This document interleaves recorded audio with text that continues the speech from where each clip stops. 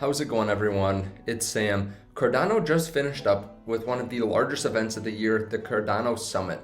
People took place in a virtual world to watch a 48-hour long summit that talked about huge partnerships, which we will get into.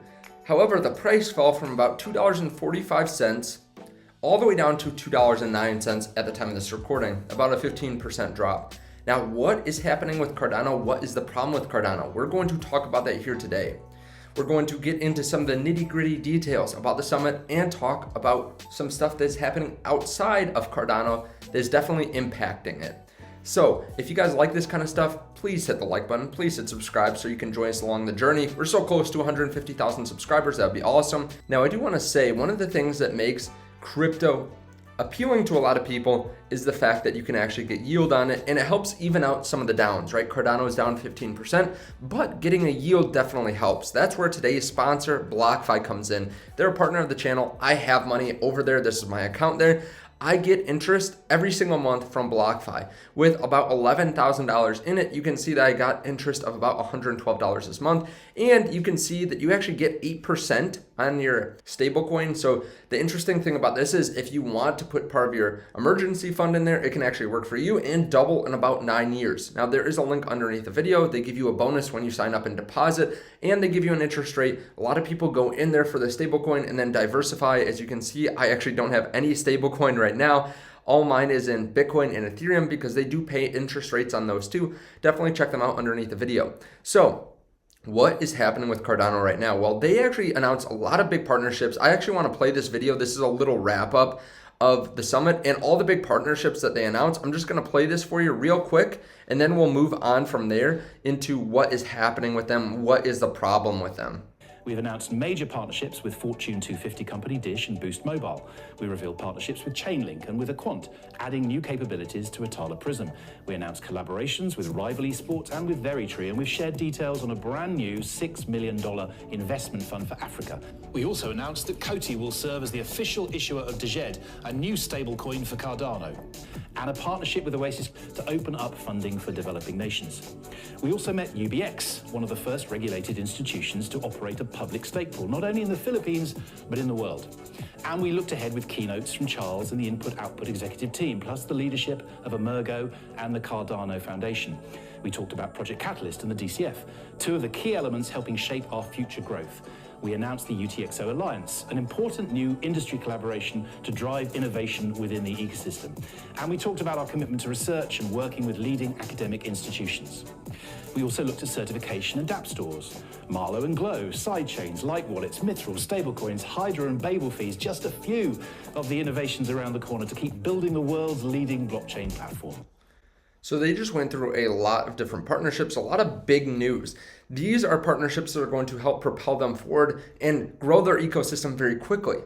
But we have to remember there's a lot of uncertainty right now in the crypto market, right? With Evergrande, with raising rates, there is a lot of fear that maybe the blow-off cycle that we were all expecting, where Cardano goes up to $5 or $10, a lot of people are fearful that that might not actually happen.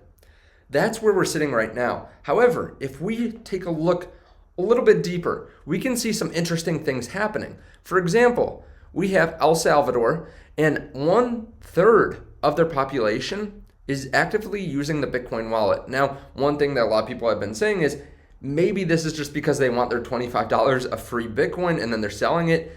At this point, we are very early stages in this, but you can see a lot of people are excited, or a lot of people are at least using the Bitcoin wallet. We have to remember too, you can see up here, all the markets are down right now.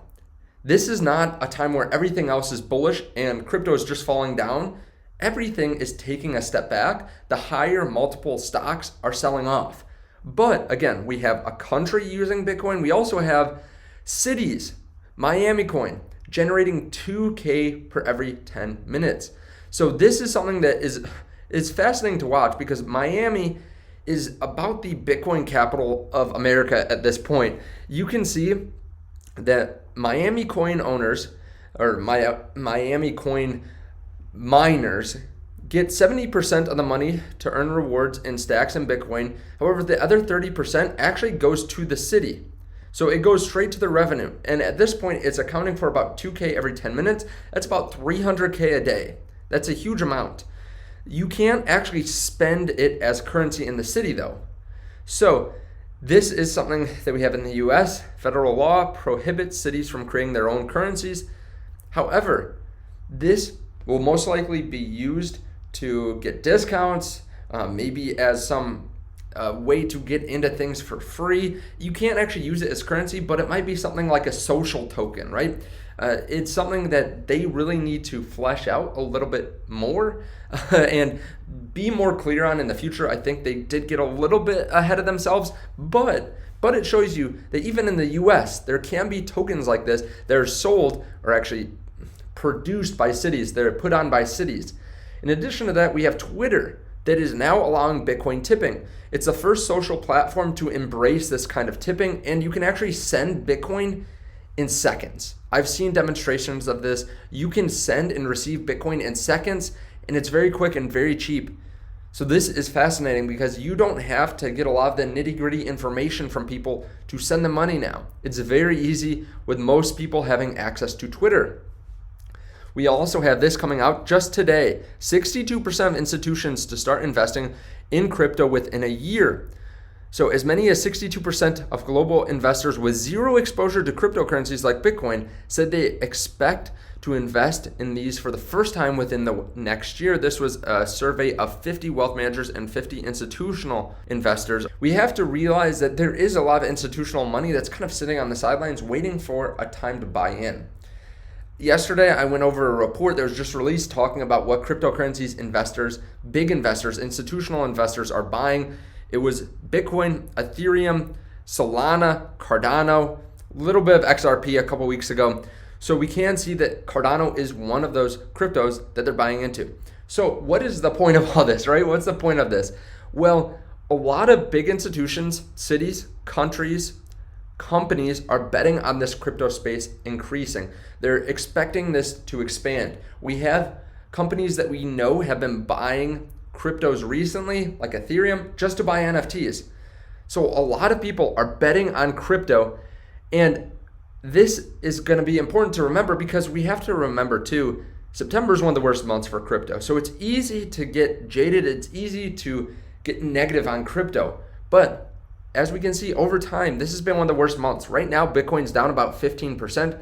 This is historically one of the worst months in crypto. However, you can see usually we see a lot of green. With the exception of 2018 and 2014, we saw a lot of green in crypto in the last 3 months of the year. So it's important to remember that yes, crypto is falling a little bit, right? 40,000 is the new 28,000. People are so scared. But we can see what's happening behind the scenes. We can see the adoption. So what is wrong with Cardano right now? Nothing, in my opinion. They announced a lot of great partnerships. The problem is there's not enough money flowing into crypto completely, the whole crypto market. Right now we're seeing dips in every single cryptocurrency. Of course, we have seen some cryptocurrencies decouple a little bit from Bitcoin and Ethereum. We've seen Cardano go up to $3. We've seen Solana and Avalanche move up. We've seen Polkadot move up. We've seen these move up for a short period of time without being coupled to Bitcoin and Ethereum and the whole crypto market on certain events. But we have to remember that is the exception to the rule. That does not often happen. Usually they come back in line with the cryptocurrency market. I can't imagine Cardano or Solana or Avalanche going up and 3 to 5xing if Bitcoin stays at the same price it is today. That's very unlikely to happen, even if Cardano announced something like a partnership with Amazon, which is potentially possible in the future because they're going to work with Boost Mobile, and they are possibly getting bought out by Amazon. We have to remember those things are somewhere down the line, big partnerships like that. But even if that were to happen without the whole crypto market going up, it's very unlikely that hundreds of billions of dollars just flow into Cardano all of a sudden. The whole cryptocurrency market has to continue to rise because otherwise people will take profits. If Cardano goes up to $3 and Bitcoin stays and Ethereum stays and BNB stays, people are going to take profits on Cardano and they're going to move it into other less risky tokens and cryptos. So that's my opinion right now. Again, we have to look behind the scenes. We have to be patient, right? We look day to day, but a lot of the time we don't look 6 months into the future, a year, 2 years, 5 years into the future. So thank you guys so much for watching. Again, check out BlockFi with the links down below. You can get an interest rate, whether it's stablecoin or cryptocurrency. You can get an interest rate there. You can get crypto-backed loans. They do have a credit card. They have a lot of good products there, and that's one of the reasons that a lot of people like them, is because they have more than just interest on cryptos. So definitely check them out underneath the video. Thank you guys so much for watching. Let me know your thoughts on this down below in the comment section, and I will see you in the next video. Bye.